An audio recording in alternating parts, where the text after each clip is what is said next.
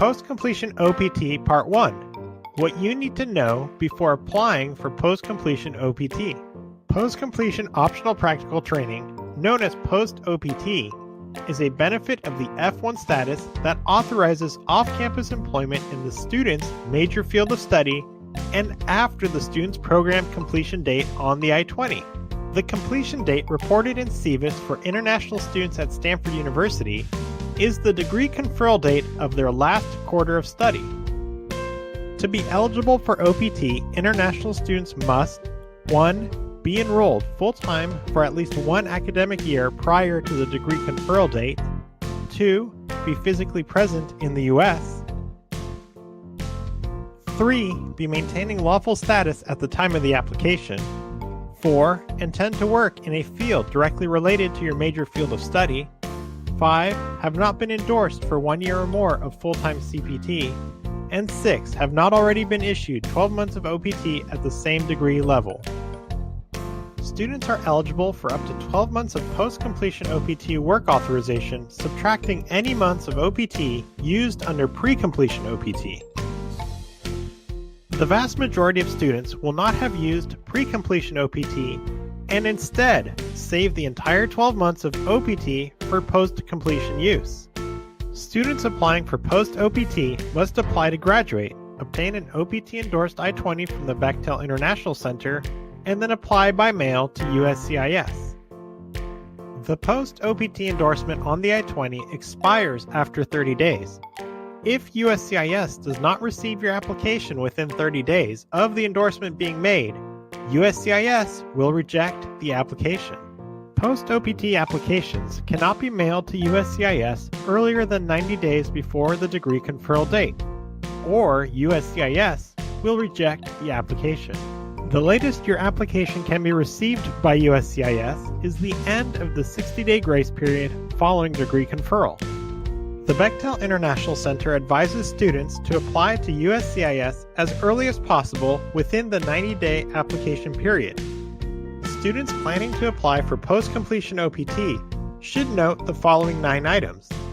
Number 1, a job offer is not required in order to apply for post-OPT. Number 2, you will be selecting a post-OPT employment start date that falls within the 60-day grace period following degree conferral. Number 3, post-OPT must be used directly following the degree conferral date and may not be saved to use at a later time. Number 4, you may legally remain in the U.S. while your OPT application is being processed by USCIS. Number 5, employment is permitted only after you have received the Employment Authorization Document, also known as the EAD card, and only during the period specified on the card. Number 6, employment must begin within 90 days of the employment start date as listed on the EAD card to avoid violation of F1 status.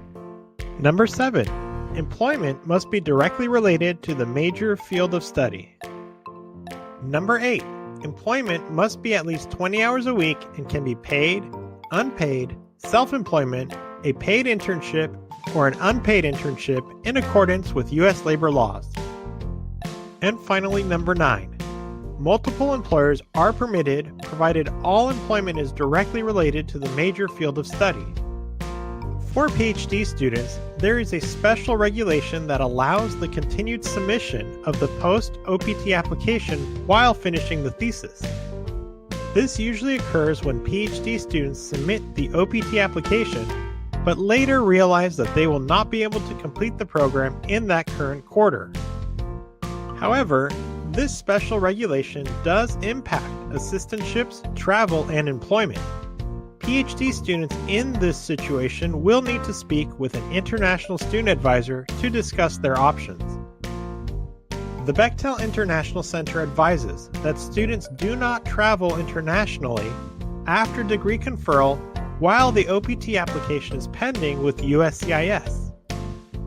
While in F1 status, students should only enter the United States in F1 status. Entering the U.S. in any other visa type other than F1 status will forfeit the F1 status and cancel the OPT work authorization.